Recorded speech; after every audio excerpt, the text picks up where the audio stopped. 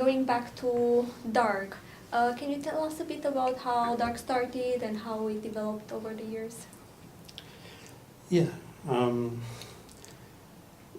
DARG started before DARG, really, in that there was a group of people, including me and Dave Middleton, Mick Billig, others, Alan Radley, Susan Conder, Mike Kane,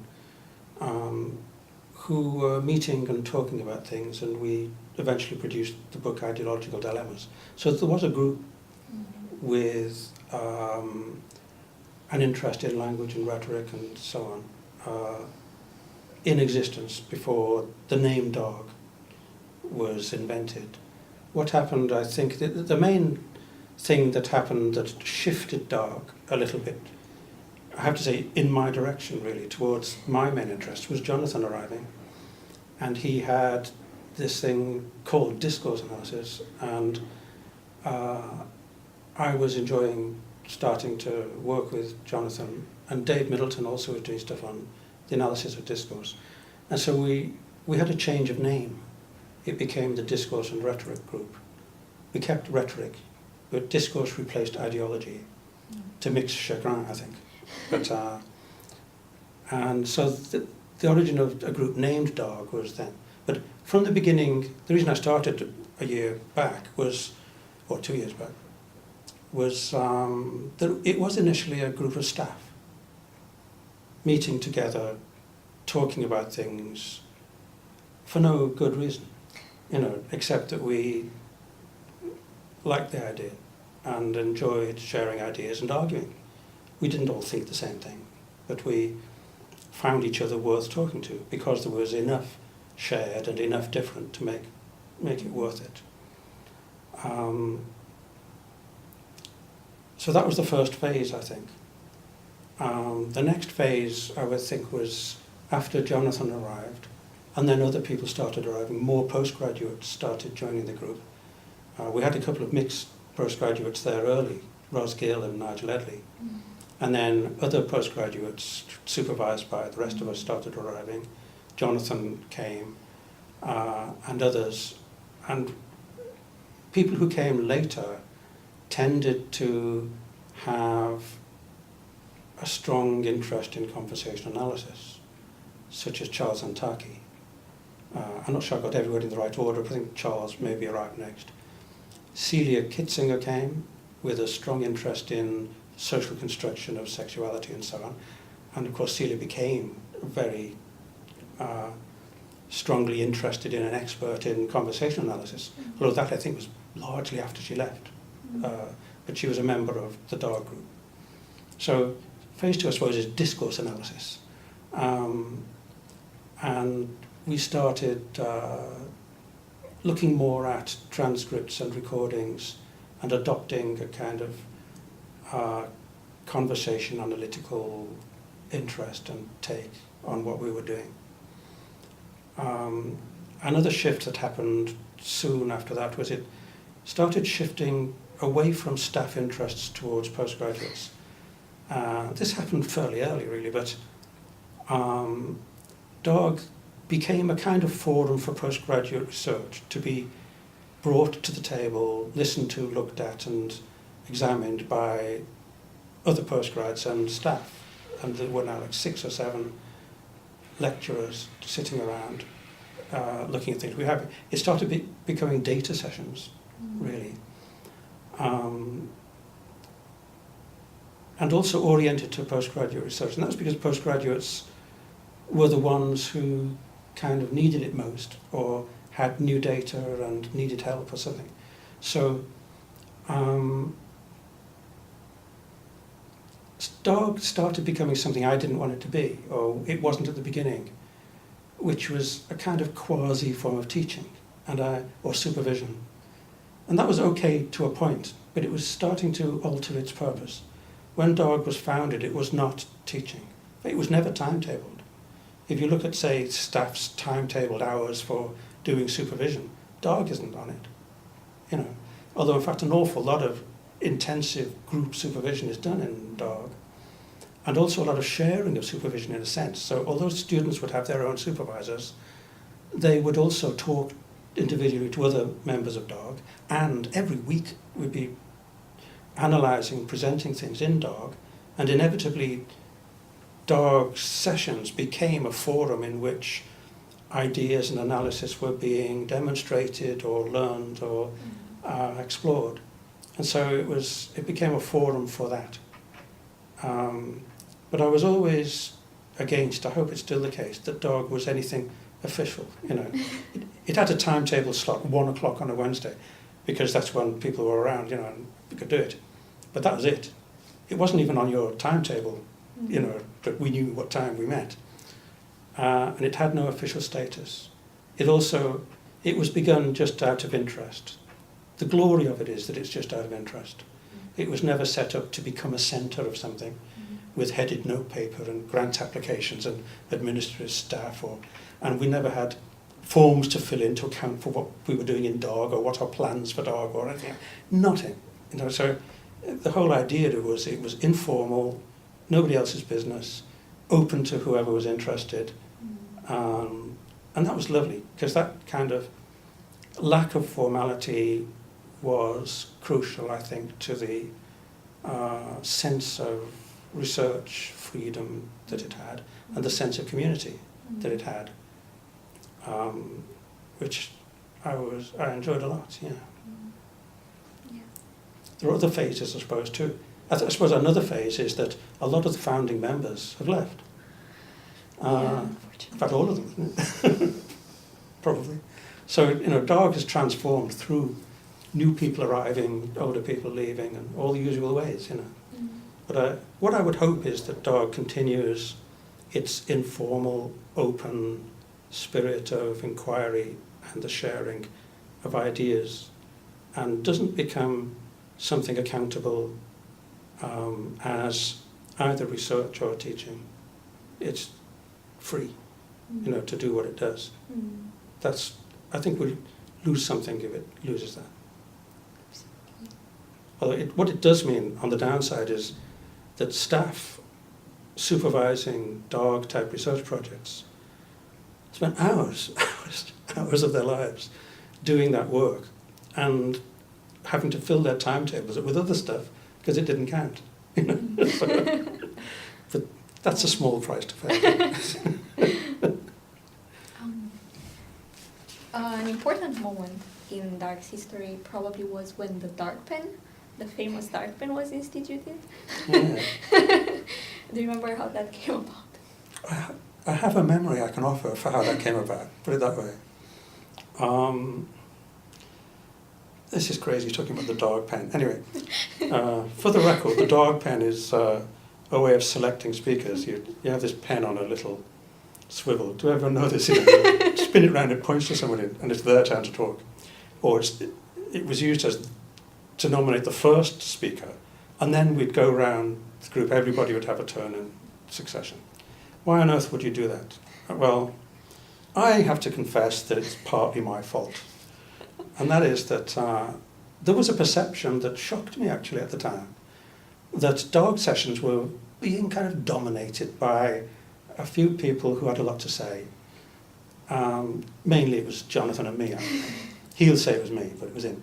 And also there was a lot of banter going on. There was a lot of humour.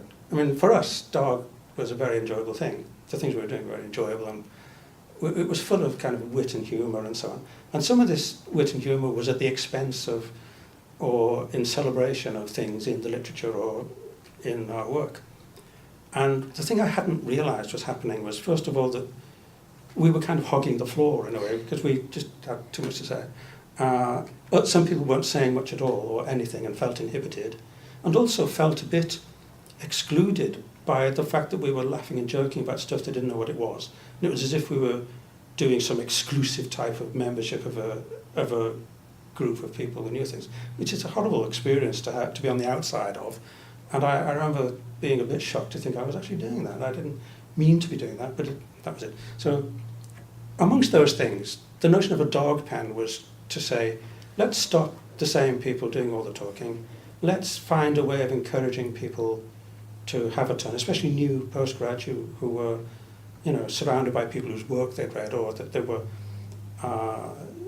they were unsure of what they knew, or they were unsure of how people might respond to anything they said. And so the DARG Pen was a way of imposing some limitation on who could talk and some openness as to everybody else who could talk. And it worked. It worked quite well for a number of years.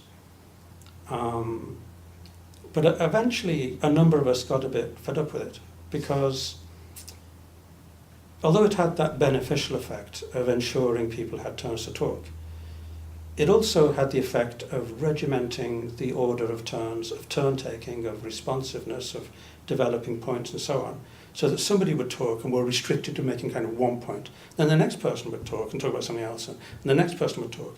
And you'd be thinking, well, I want to address that, or, well, I've got something to say about that, or if I was thinking of something, somebody would say something about what I said. So the conversational nature of it and the argumentative nature of it was being not destroyed, but countered or inhibited by the practice of the DARG Pen. And it took people enough time, because we had 30 people or something in the DARG room, sometimes more than 30, at least 25, regularly. And by the time you went round all these people to have a turn, and that's after spending 10 minutes listening and thinking before you start talking, it was over. And there wasn't time for people to respond to what each other had said. So I remember also when Paul Drew came, Paul arrived more or less when I was leaving. We had some overlap. And I think Paul was, he can speak for himself, but he was a bit shocked that pen business and turn-taking, regimented in that way.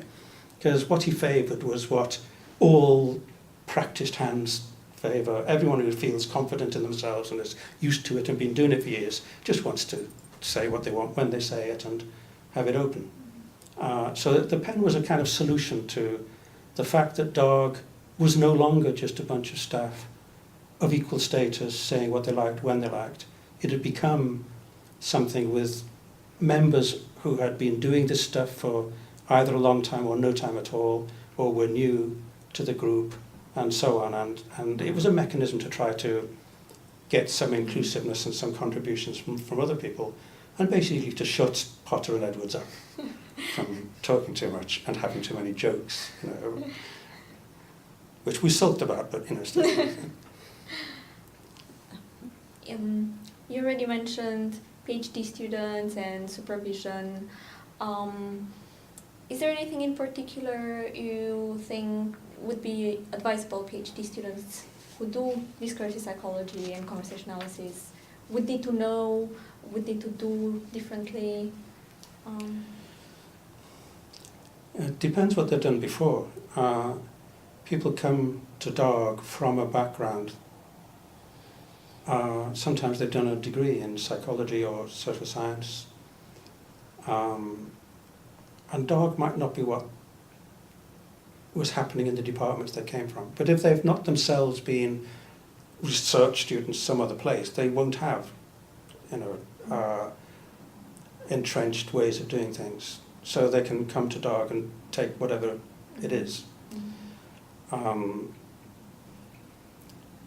But one thing, my advice, I think, would be some fairly obvious things. One is, choose a supervisor whose work you've read. Read the work of some supervisors, especially relatively recent work, and see what they're doing. And ask yourself, do you like that? Would you like to do that kind of work? Because a supervisor is going to be inevitably advising you to do the kind of work they do. I mean, they might try not to or whatever, but that's what happens. I mean, if I'm doing supervision, I can't help that the first thing I think of is what I would do. And so sometimes we have to fight that tendency to try to make people do, not make them do, but provide support for people who are doing things closer to what we do. But that's an idea. Choose your supervisor and make sure you like the work they do. Another thing I advise, this is in general because DARG has it, and that is try to join something or create something like DARG. Get together with people, other research students, staff, try to be part of, encourage it to get together. because it generates interest, it generates objections sometimes. And it's a forum in which you can grow and develop. And you get also extra inputs. My life as a PhD student was nothing like that. I was the first and only PhD student in the department I was in. And I met with my supervisor regularly, and that was it. Nothing else, just me and my supervisor, Roger. Now, fortunately, I managed to do a PhD out of that. But it's so much more wonderful, I think, what we do at Loughborough, which is to have a group of people with shared interests and shared expertise sitting around sharing ideas regularly. I think that's a great way to be a research student. It's not the only way, but I recommend it. For DARG, of course, that's taken care of. Okay, another thing I would advise, these are like general things, because advice is generally specific to students who are doing something in particular, but it's don't panic if at first you don't get the data you wanted. Persist, try harder, find it somewhere else. Don't get too worried early on. That's what can tend to drive PhD students to off-the-shelf methods. Like, I'm not going to get this. Instead, I'm going to find 8 people and interview them. Or I'm going to construct a questionnaire, or I'm going to do another kind of study. Try harder for longer than that. Like, even, a year, or even more than a year, to get the data that's the best for you. And your supervisor and the DARG group will have connections and be able to help do that. And sometimes there's data ready-made, which you can start to work on. So you can do that. So don't panic. That's the first thing. Get the data you want. Second thing is, when you get your data and you look at it, listen to it the first time, it's going to be rubbish. You're going to realise that everybody else has got much better data than you've got, and you look at yours and it's just people, babbling about something, you don't know what to say about it. You wish you had this other data that people have got, and it's really interesting, Now, that's a kind of common finding, unless you're very lucky. But the reason this other data is apparently so much better than yours is that you're looking at it in a form that's been processed and that's been analysed, possibly, and made available for analysis and so on. Might even be part of published papers. Everybody starts with just data that, at least at the beginning, you don't know what you're going to say about it.